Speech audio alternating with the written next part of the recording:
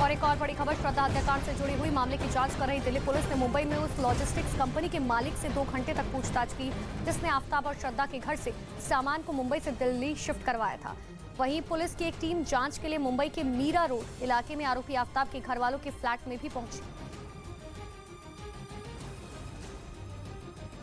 और इस बुकिंग की रसीद आरोपी आफ्ताब के नाम थी। इसी वजह से दिल्ली पुलिस ने उस लॉजिस्टिक कंपनी से संपर्क किया और उसके मालिक से कई सवाल जवाब किए।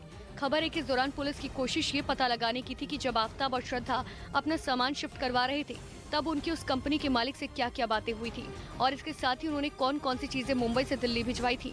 हालांकि उस कंपनी के मालिक के मुताबिक आफ्ताब और श्रद्धा से उसकी कभी सीधी बातचीत नहीं हुई थी और सब कुछ फोन के जरिए ही डील हुआ था। दिल्ली पुलिस आई थी जांच के लिए, उनको दिया पूरा पेपर डॉक्यूमेंट।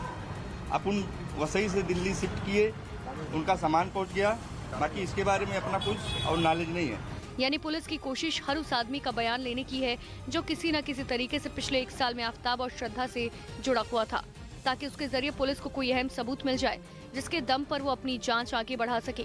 इसी बीच पुलिस की एक टीम आफ्ताब के परिवार वालों के फ्लैट में पहुंची जो मुंबई के मीरा रोड इलाके में मौजूद है। बताया गया कि आफ्ताब के घर वालों ने वहाँ किराए पर ये फ्लैट लिया था। तो श्रद्धा मर्डर केस में जांच कर रही पुलिस की टीम आरोपी आफ्ताब से लगातार सवाल पूछ रही है। कल भी करीबन 3 घंटे तक पूछताछ हुई। आफ्ताब को उसी के घर में पूछताछ की गई जहां उसने पूरी वारदात को अंजाम दिया था और उसके बाद उसके शव के टुकड़ों को ठिकाने लगाया था। आफ्ताब के घर से पुलिस को फिर से कुछ सबूत हाथ लगे। इस बीच पुलिस की टीम ने आफ्ताब के घर से 2 प्लास्टिक के बैग रिकवर किए। इन सैंपल्स को फॉरेंसिक जांच के लिए भेज दिया गया। घर से कई महत्वपूर्ण बायोलॉजिकल सबूत मिले हैं जो डीएनए प्रोफाइलिंग को मैच करने में पुलिस की मदद कर सकते हैं। छतरपुर में आफ्ताब के घर पर करीब 3 घंटे तक पुलिस ने रिक्रिएशन भी किया और इस दौरान जितने भी सबूत मिले सबको इकट्ठा कर लिया। वहीं पुलिस की टीम को जंगल में सर्च के दौरान एक बड़ी हड्डी मिली जो देखने में शरीर की फीमर बोन लग रही थी। ये वही हड्डी है जिसे जांग की हड्डी कहा जाता है। ये हड्डी बहुत मजबूत होती है। पुलिस को सर्च के दौरान रेडियस यूल्ना पैटेला हड्डी भी मिली है। बड़ी बात यह है कि इन हड्डियों पर किसी बड़े तेजधार हथियार के कट के निशान मिले हैं। ऐसा लग रहा है कि किसी ने हड्डियों को काटने और तोड़ने की कोशिश की हो। अब जांच के बाद ही साफ हो पाएगा ये हड्डियां किसकी है। और बड़ी खबर श्रद्धा मर्डर केस से जुड़ी हुई जहां पर पुलिस लगातार पड़ताल कर रही है, जिसमें पुलिस की टीम दिल्ली से मुंबई तक जांच में जुटी है। इसी बीच एक और बड़ा पर्दाफाश हुआ। मुंबई के पास वसई में जिस फ्लैट को आफ्ताब ने रेंट पर लिया था वहां उसने खुद को पति और श्रद्धा को पत्नी बताया था।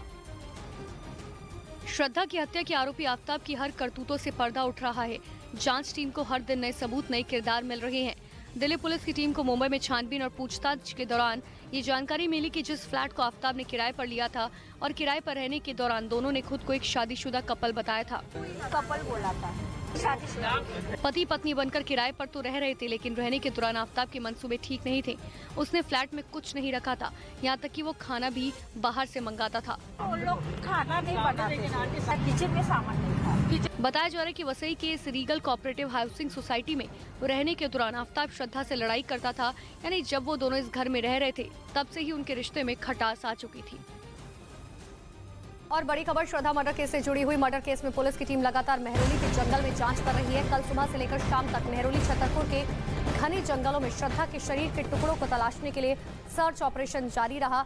पुलिस जंगल में मिल रहे संदेहास्पद अवशेषों की भी जांच पड़ताल कर रही है। तो ये 2 तस्वीरें आपको दिखा रहे, देखिए दिन और रात। अब लगातार पुलिस की तरफ से सर्च ऑपरेशन चलाया जा रहा है क्योंकि अभी तक सबूत के नाम पर सिर्फ पुलिस के हाथ खाली है। कुछ टुकड़े मिले हैं और ये भी नहीं पता कि वो श्रद्धा के हैं या नहीं है। और आफ्ताब की तरफ से जिस तरीके के जवाब दिए जा रहे हैं, फिलहाल पुलिस को सहयोग मिलता हुआ उन जवाबों से कुछ भी नजर नहीं आ रहा।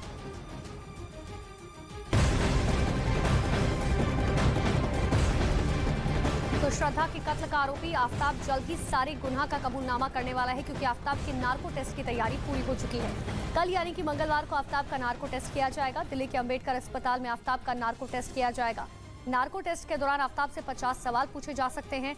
इन सवालों की लिस्ट न्यूज 18 इंडिया के पास है।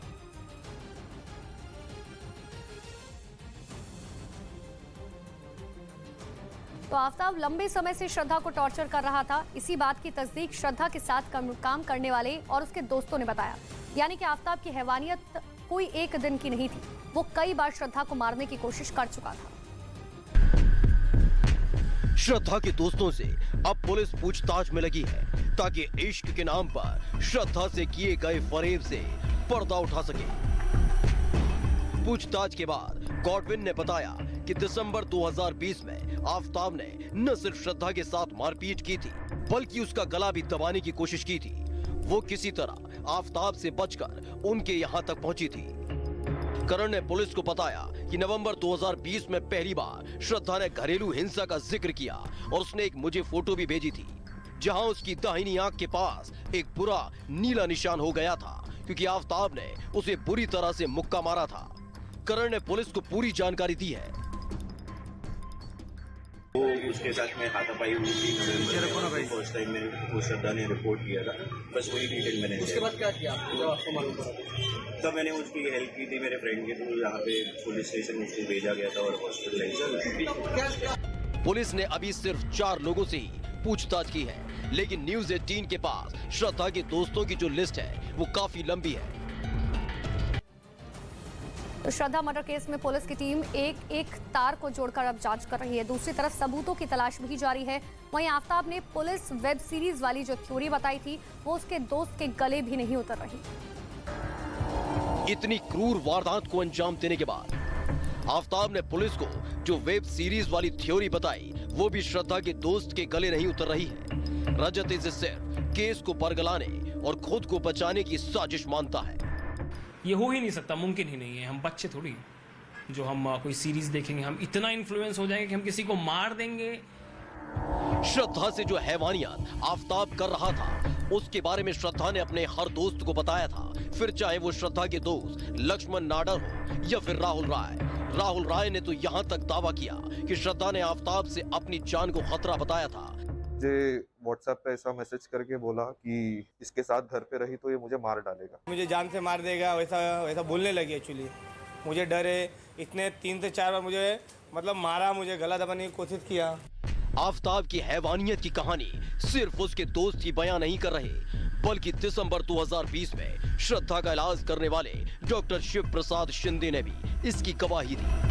उसके मूवमेंट्स करने में, चलने में, उठने बैठने में और गर्दन का मूवमेंट करने में मुश्किल हो रही थी। वो सीवियर पेन था, इसलिए वो एडमिशन के लिए आई थी। श्रद्धा अपने साथ हुए जुल्म को किसी को पता न दे, इसके लिए दिसंबर 2020 में जब श्रद्धा अस्पताल में भर्ती हुई थी तब भी आफताब साए की तरह उसके साथ रहा था। पुलिस भी अब दोस्तों के बयान दर्ज कर रही है ताकि श्रद्धा के असली गुनहगार को सजा दिलाई जा सके।